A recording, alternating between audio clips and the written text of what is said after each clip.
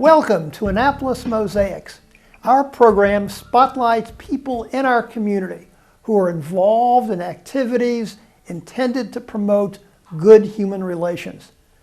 I am Michael Keller, the chair of the Annapolis Human Relations Commission and your host.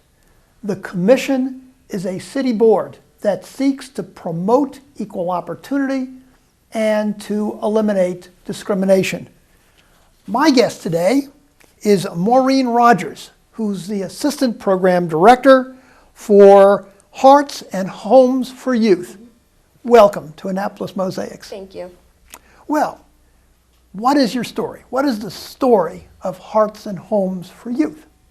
Hearts and Homes for Youth is a youth service agency, so we serve youth that are referred to us through the state of Maryland. These are kids that were removed from their homes, typically due to abuse or neglect, and we are able to place them in foster homes and group homes through our agency.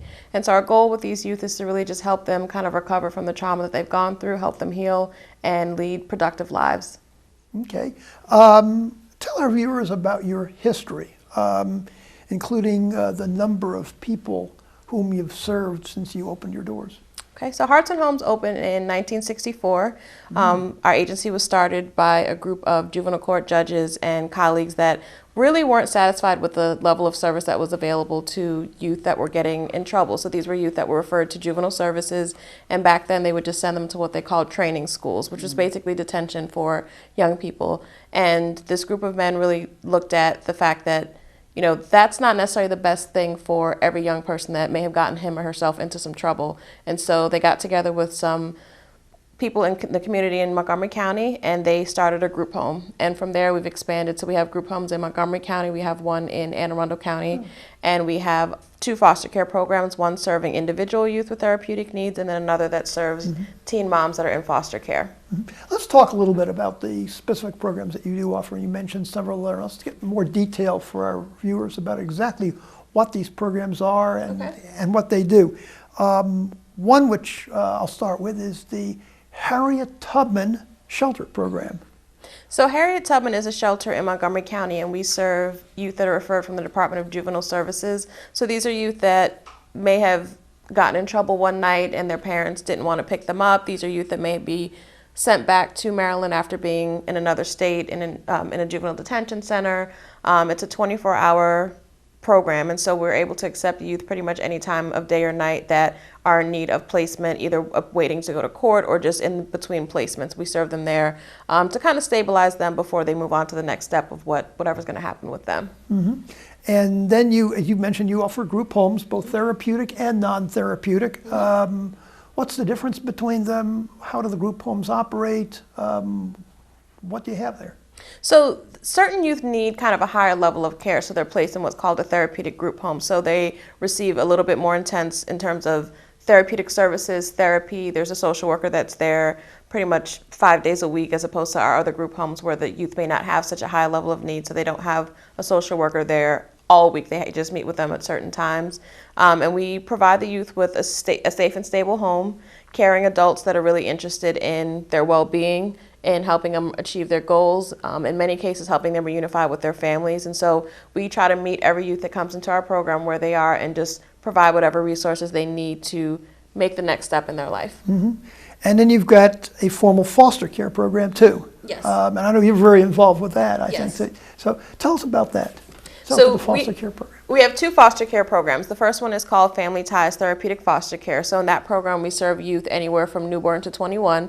We typically get adolescents to young adults in that program referred, so anywhere from maybe 14 or 15 up through 21. These are kids that are referred because things are not happening the way they're supposed to at home. There may be abuse and neglect happening. The youth themselves may have gotten him or herself into some trouble.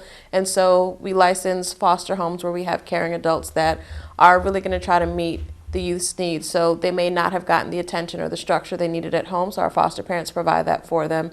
Our social workers work with them intensely on the goals that they're working on, either to go home, move on to another type of program. And as a program itself, we just really try to make sure that we're providing whatever resources the youth needs.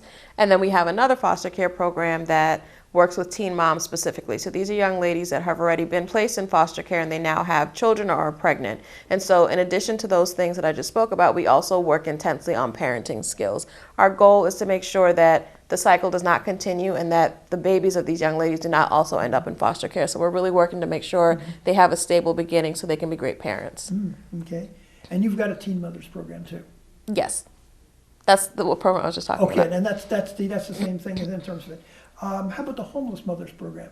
So that is a program that we run. It's a small program that runs kind of in coalition with our Teen Moms program. We're able to serve 6 young ladies that are not at all involved with the state social services or juvenile services. So they really don't have any other option for housing. We do recruitment at homeless shelters. We do self-recruitment, meaning a young lady can call and say, you know what, I've gotten into some trouble. I'm on the street. My child is with me. Can you help me? And so we operate those in an apartment setting. And so 2 young ladies will share an apartment with their children, working on very similar goals. So housing, education, just really stabilization. And so they can be in the program for as long as it takes for them to get their things that they need in order. So up to 18 months is the length that they can actually stay. And so we can serve them up to the age of 22 in that program. Yeah. You also, I think, believe have a workforce development program too. We do just kind of individual workforce development with the kids that come through our program. So we do resume building, job searching, those types of things. And so we try to make that a big part of what we do with the kids because of their age. These kids are, not really kids. They're young adults. They're getting close to emancipation at, in Maryland at age 21, foster care ends for everyone. So we want to make sure that they're ready to face the world when they age out. A lot of children have undoubtedly come across your literal doorstep in this program. As you mentioned, you've got the age ranges go from newborns all the way to almost adults at 21. Could you share with our viewers any stories that you have about experiences that have really, really touched you? I mean, you're dealing with having a really formative impact on individuals through these programs. Not only perhaps from the youth themselves, but also from the families who have provided them with foster possibilities. Our viewers love to hear these stories. And so do you have anything you'd like to share with us that you think would be of real interest in terms of things really made an impact on you? Things like, this is really why I'm part of Hearts and Homes for Youth, is because of this. Yeah, so when we look for foster parents, we talk about the concept of forever families. So if you think about anyone at the age of 19, 20, 21, they may be out of the house, but there's always someone they can call, a mom, a dad, a grandfather, someone. If they get into some trouble, even if it's just, I don't understand my electric bill this month, our kids don't have that. And so one of our young ladies that was in our foster care program, she was with us for a few years. She turned 21. While she was in our program, suffered a number of different losses. Her father passed away, a lot of different familial issues going on. She really connected with a foster parent, the parent that she ended up staying with until she aged out. She left her home. She went to go stay with some friends in Baltimore because she didn't really have any other options. And it didn't go well. Some of the things she thought were going to happen did not happen. And she found herself without a place to live, without any real support. And our foster parent took her back in. So she's no longer in foster care, but our foster parent has allowed her to stay in her home because she said, you know what, you're my family. You've become my family, and I, won't sit and let you not have a family. And so those types of stories and those types of things are what really make me feel like the work that we're doing is making a difference when you see those connections last even past when the kids do age out and they're supposed to, be able to branch out on their own. They're 21, not many people are. So, those types of things really make me feel like we're making strong connections that are going to help the young people move forward. Where do you get the volunteers to serve as foster parents and such? They come from everywhere. We recruit parents throughout the state of Maryland. We do post advertisements. Word of mouth is one of our big proponents of foster care. So our current foster parents will tell their friends or tell family members. And then we do have information sessions throughout the month, and we do have trainings 4 times a year for our parents. So we do a lot of grassroots outreach. So we go to different events. We'll speak to people that we know that may know other people that are interested. But our doors are open to anyone that's really willing to open their heart and home to a child in need. What do you find to be some of the greatest needs that you have in order to sustain all of these programs? I mean, I think that manpower, meaning, foster parents, volunteers, people that are just willing to get involved with these kids, even if it's just picking a kid up and taking them out to look for a job, just as many people as we can have be in these kids' lives. And I think the financial component is something we can't really ignore. The state does provide for the kids' basic needs. That's how we're able to provide for the group homes and the foster parents. But those extra things, prom, driving lessons, Right.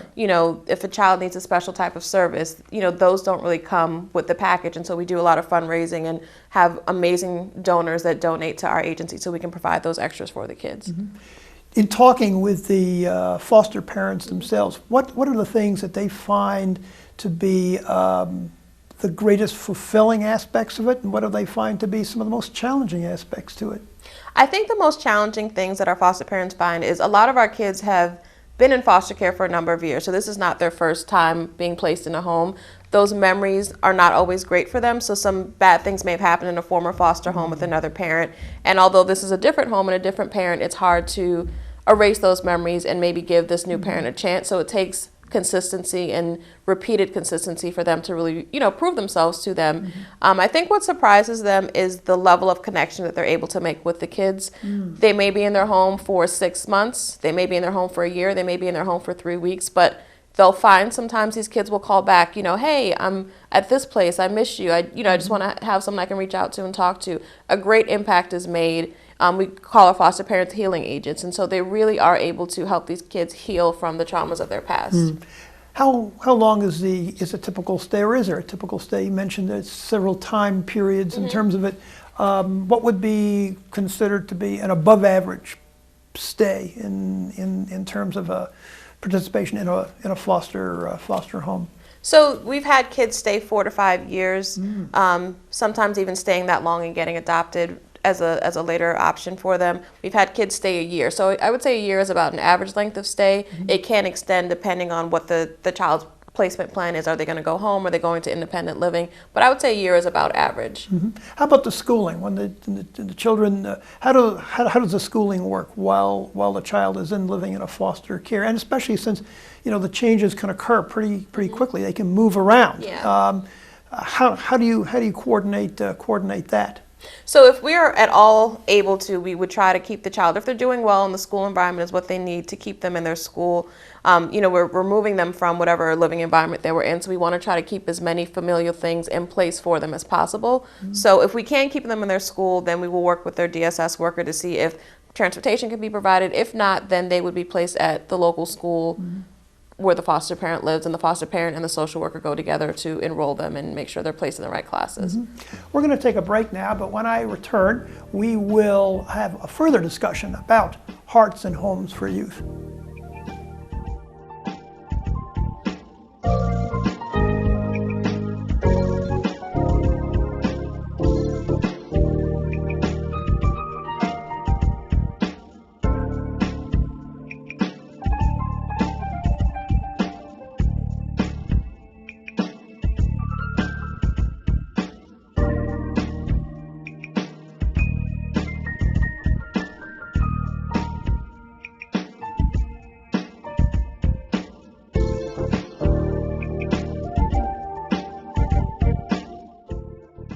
I'm Major Ed Polito, United States Army retired. We had just finished a mission, and as I was driving, I hit an IED.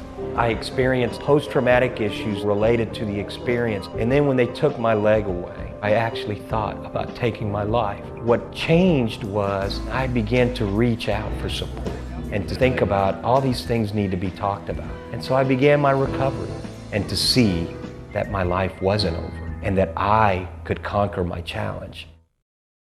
I'm talking today with Maureen Rogers, who's the Assistant Program Director for Hearts and Homes for Youth.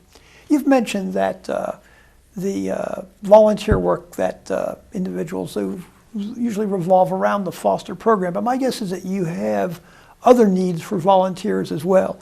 To what extent does your organization rely on volunteers as opposed to paid staff? And what are some of the ways that individuals could become involved in volunteer efforts with your organization and serve in that capacity? So we definitely utilize volunteers both with our foster kids in our foster homes and in our group homes.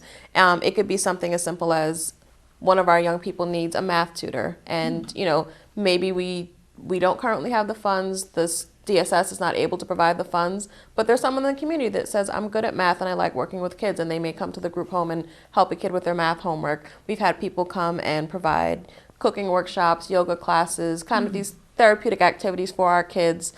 We've had people volunteer to help us out at our special events that we have annually. So there's a lot of different ways you can get involved with our agencies. There's, different things that can be donated for our young moms that are living in apartments, household items, baby items. So there's a lot of ways that people can help with their time at Hearts and Homes. Okay.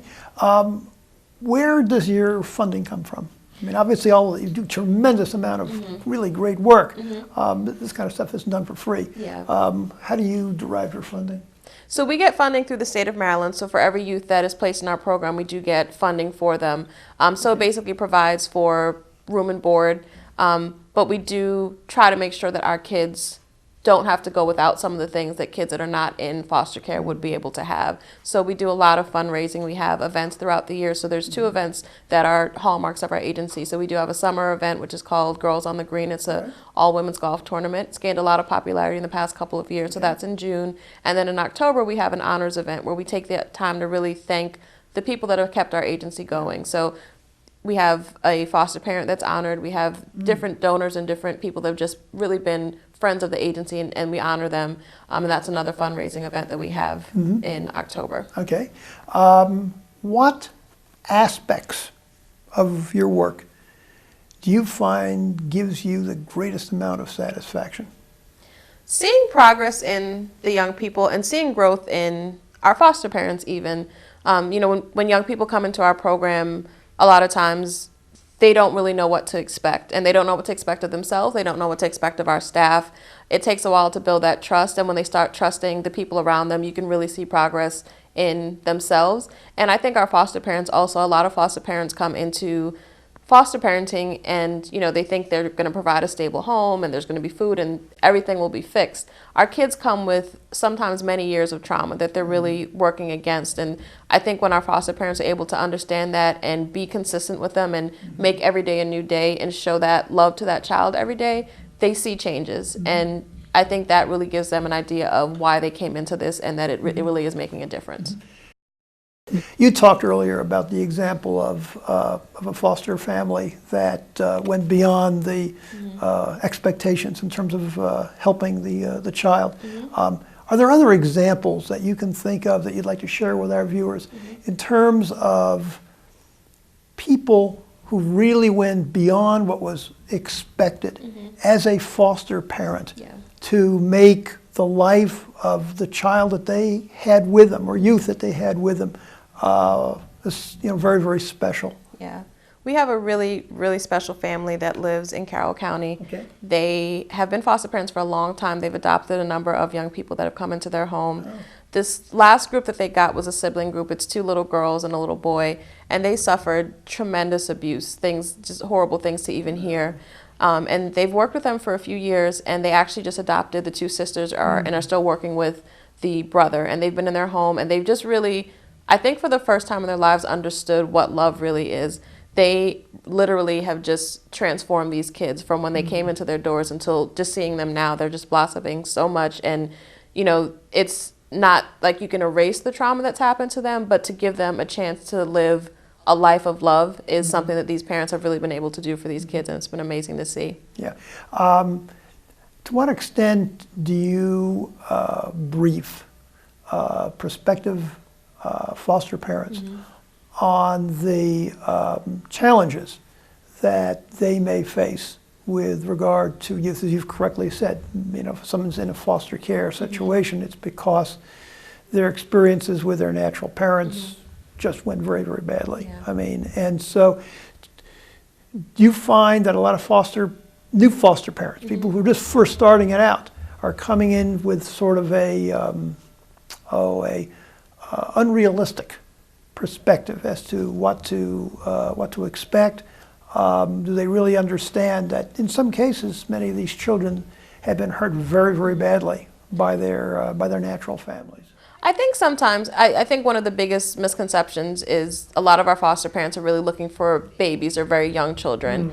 And, the honesty is we don't get that very often. Right. It's very rare we get a referral for a child under the adolescent age. I think they also, the connection of what happened to them and how that's really affecting them, and not just in the moment, but long term. The trauma these kids have gone through is going to travel with them for the rest of their lives and show itself in different ways. I think we try as hard as we can through our training process. We do a very intensive trauma-based training where we present real-life examples. We talk about what would you do in this situation. Not to say after you go through our training, you're going to know what to do in every situation, but we provide a lot of support to our foster parents. When a child is referred that we think would be a good match, we'll sit and read the child's packet to the foster parent, kind of explain, well, this happened in this home, which may lead to this. Are you comfortable with that? How would you maybe deal with that? And, we work very closely with the parents, so it's not like the child is placed and then you never hear or see from us. We visit them at least twice a month, many times more, and we work as a team to make sure that the foster parent is supported and the youth is supported. Are adoptions something that happen very often, or are they rather unusual events? Because of the age that the kids are referred, typically it doesn't happen as often, but it has happened. So we may get a child, so the example I gave earlier, they were younger kids, and so adoption was something that was in their best interest, and that happened. If we get kids that are a little bit older, sometimes even the kids are resistant to adoption. If they're 14 or 15, they don't necessarily want to be adopted. Not to say that it doesn't happen. So it doesn't happen in every case, but it does happen occasionally. Do you find that the kids educationally are growing as well? I mean, in many cases, you think of a foster home, it's a place where they can be provided with the sustenance and the necessities, and hopefully some support. But the question is, do the foster parents also focus on the child's developmental needs and on the child's educational needs? Yes. And what do you do to encourage that? I think one of the biggest roles of a foster parent is being an advocate. So a lot of our kids have repeated grades a few times or been placed in the wrong classes, but they didn't have family members or people in their lives to kind of say, you know what, this is not the right setting for them. So I think one of the things our foster parents really have to do is understand where the child is educationally and advocate for them to be where they need to be and get the supports that they need to get. So we definitely encourage them and need them to get really hands-on and involved in every aspect of the child's life, including education. Now, I'm sure that you get your share of very troubled children, and you've made reference to it earlier, and some of these children come from backgrounds in which they were maltreated in terrible, terrible ways, and it's impossible for them to escape that experience in their backgrounds. And it can manifest itself, I'm sure, in all kinds of behaviors. What do you do when you deal with an especially difficult case? I'm sure you've got a few of them, and if you've got any examples, obviously you don't have to mention names, but you can certainly talk about that in terms of what happened, what did the child experience, how did the child behave, how did the foster parent deal with it, how did Hearts and Homes for Youth deal with it? So there are times when we get referrals for kids that maybe should not be in a foster home. They may need a higher level of care, but they may have just come from a higher level of care, and the hope is that they can step down to being in the community in a foster home, but it's not always what is going to happen. So we have had children placed with us that the foster parent has indicated, there's some things I don't even know if I can deal with your support. We will try as hard as we can to supply them with resources, even outside of us. So maybe, we need to increase the number of times they're seeing their therapist weekly. We need to make sure we're doing a great job monitoring their medication. We'll try everything we can, but we never want to put a foster child and a foster parent in a situation where someone's going to be harmed, or it's just going to be more trauma for the foster child. So if we identify the situation is maybe not in the child's best interest, then we'll notify their DSS or social services or juvenile services worker, and we'll make a plan to transition them maybe to a higher level of care. We realize that we're not, able to do everything we can for every child because they just may need more than we're able to provide in a foster home setting. Yeah.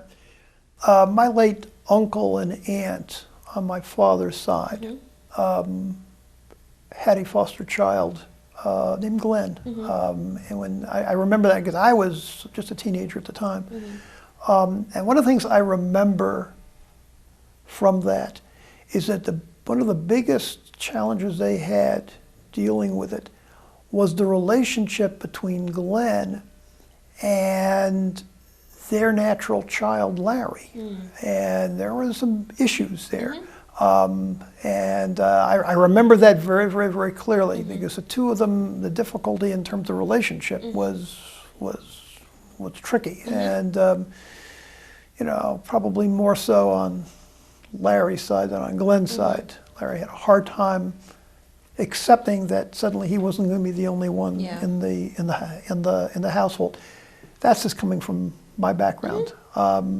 Is that unusual? And what kind of things do you experience in terms of sibling relationships? And I'm using siblings. I'm talking about using the foster child as being a sudden new sibling in the home.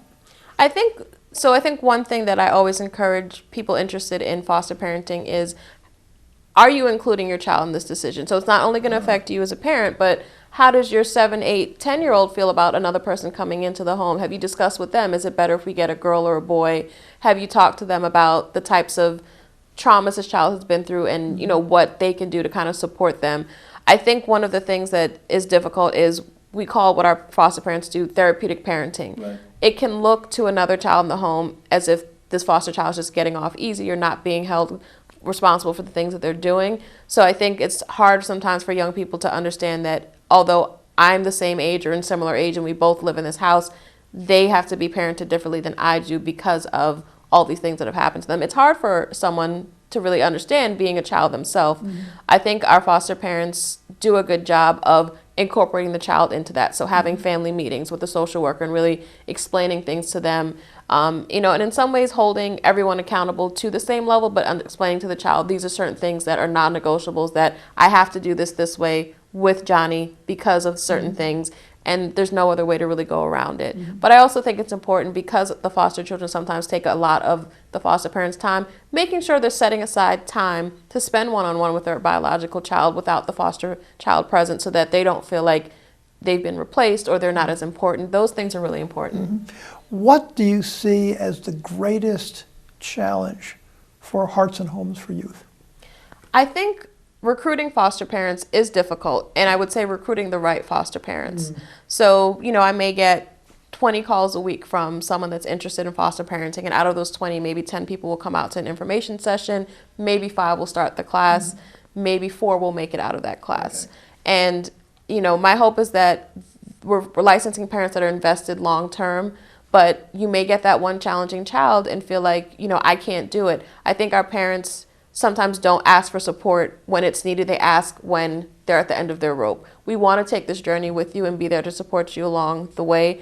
I think it's hard for some parents to feel like they should be able to do it on their own.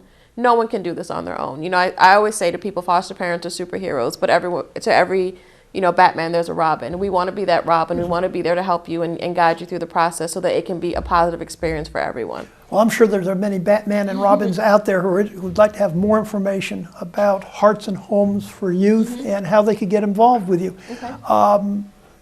What kind of contact information can you provide for us? So if you are interested in foster parenting, you can contact myself, Maureen Rogers, and my phone number is 443-864-5632. My email address is mrogers, MRODGERS, @heartsandhomes.org, and Hearts and Homes is spelled out. And if you're interested in volunteering, you can also contact our Chief of Staff, Valerie Snogren, and she can be reached at 301-589-8444. Thank you for viewing our program today, and please join us again on Annapolis Mosaics. If you would like more information about the Annapolis Human Relations Commission, please jot down the information on your screen. You can reach us at 410-263-7998 or by email at hrcommission@annapolis.gov, or check out our page at the City of Annapolis website. Go to www.annapolis.gov, click on City Government, then Boards and Commissions, and scroll down to the Human Relations Commission page. And always remember the words of Dr. Martin Luther King Jr., who said, "We have flown the air like birds and swum the seas like fishes, but have yet to learn the simple act of walking the earth as brothers and sisters.